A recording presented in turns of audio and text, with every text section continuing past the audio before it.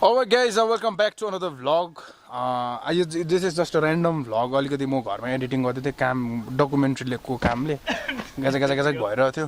त्यसले गर्दाखेरि चाहिँ अलिकति ग्याप चाहिएको थियो। We are travelling to West Bengal सिक्किमदेखि अलिकति बाहिर गएर चाहिँ वेस्ट बेंगल रम्फूदेखि अलिकति पारिनेर एउटा दामी ठाउँ छ। यतिखेर दामी सिनेरियो भइरहेको हुन्छ त्यहाँनिर।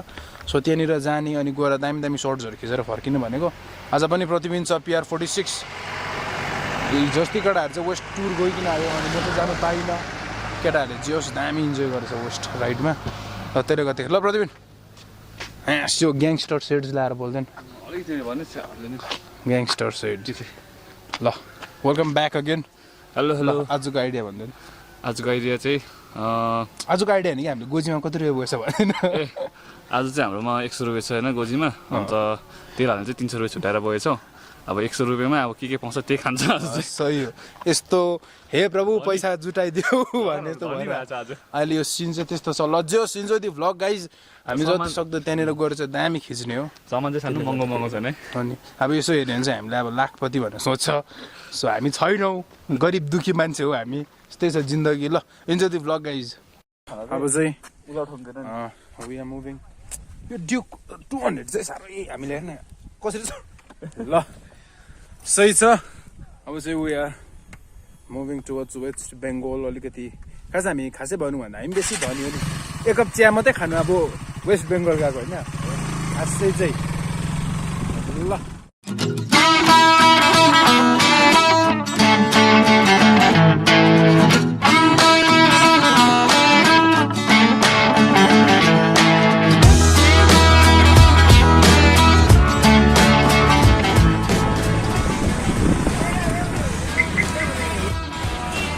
अहिले चाहिँ हामी रम्फू पेट्रोल पम्पमा आयौँ।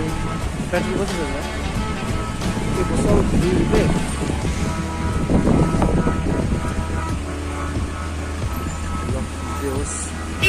पेट्रोल कसरी छ अहिले?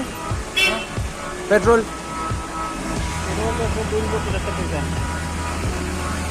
ल अहिले चाहिँ हामी बोर्डरबाट सिक्किम र बेङ्गालको बोर्डरबाट we are moving towards West Bengal.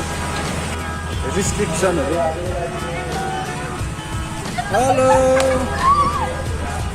Hello hello hello hello hello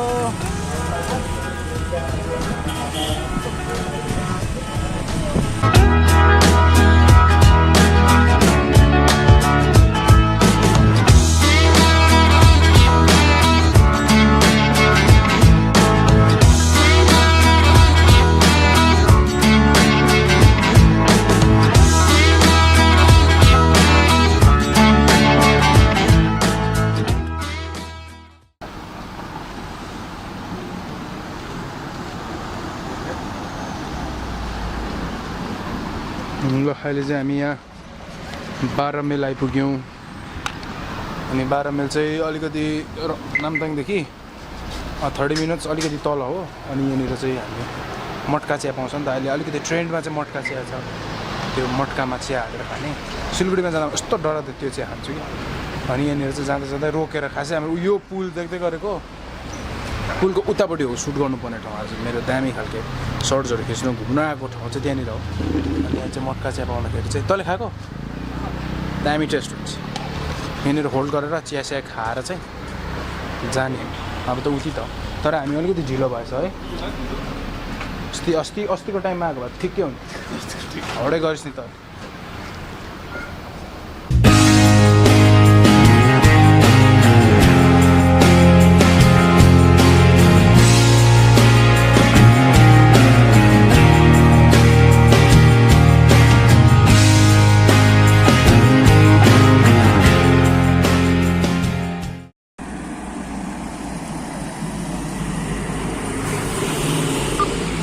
भयो हाइटले भेट्ने बाइक किन्नुपर्छ त्यही भएर बुझिस्। Let's go bro.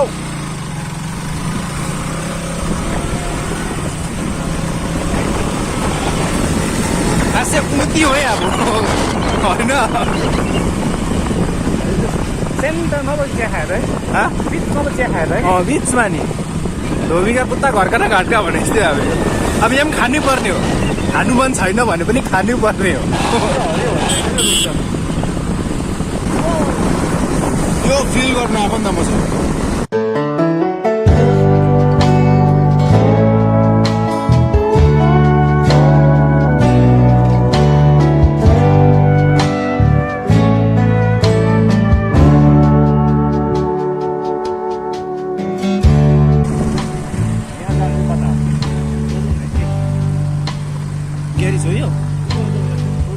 ऊपर चिया खाने ठाउँ यहाँ पर हो त्यहाँदेखि पुल चाहिँ बाटो छ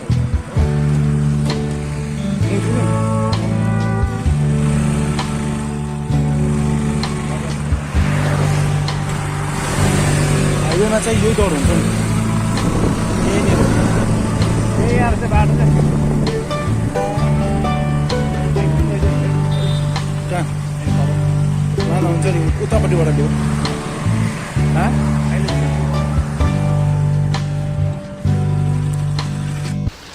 ल फाइनली भनेको ठाउँमा आइपुग्यो खासै यो ठाउँमा हामी चिया खानु भन्दा पनि यो ठाउँको चाहिँ एउटा नेचरल ब्युटी टाइपको यो मजाको छ यो खालको ठाउँ छ नि त यहाँनिर चाहिँ सो यो चाहिँ 12 माइलदेखिको मेबी यसलाई पनि 12 माइल भन्छ होला डोन्ट नो तर यो ठाउँ चाहिँ यो दामी छ यु क्यान फिल यहाँनिर बसेर ल अब चाहिँ एक कप चिया टक्कर लिने मजाले खाँदै त्यो ठाउँलाई फिल गर्नु एक कप चिया खानुको लागि चाहिँ 300 रुपियाँको तेल हालेर सिक्किमदेखि बेङ्गाल आएको अब पैसा नभएको भन्नु ल दामी ठाउँ छ यो अब सिजन सकिँदै रहेछ यसको हामी झन्डै ढिलो भएछ त्यो माथि हरियो हरियो हुन थालेछ नि त खासै एउटा त्यो ड्राई सिजनमा चाहिँ दामी हुन्छ यहाँनिर स्याटिक्स हुन्छ ल यहाँ चिया खाएर आएको यहाँ फेरि चिया 10 रुपियाँ गइहाल्छ फेरि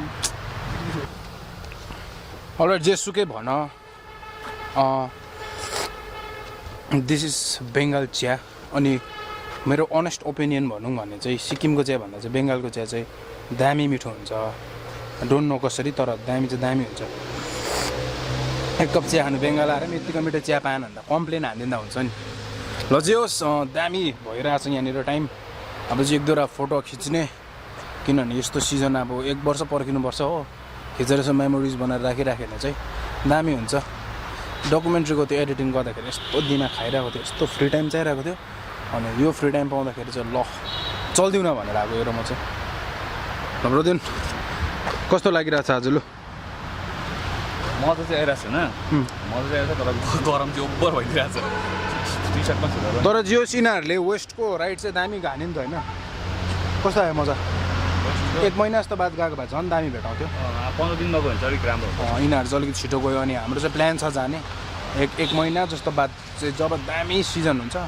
will try to do camp त्यहाँनिर गएर होल एक नाइट बसेर चाहिँ एक नाइट बसेर क्याम्पिङ गरेर राम्रो हुन्छ दामी सुट गरेर आउने भनेको यसपालि चाहिँ जतिसक्दो घुम्ने भनेको भ्याउँदैन यार यो कामहरूले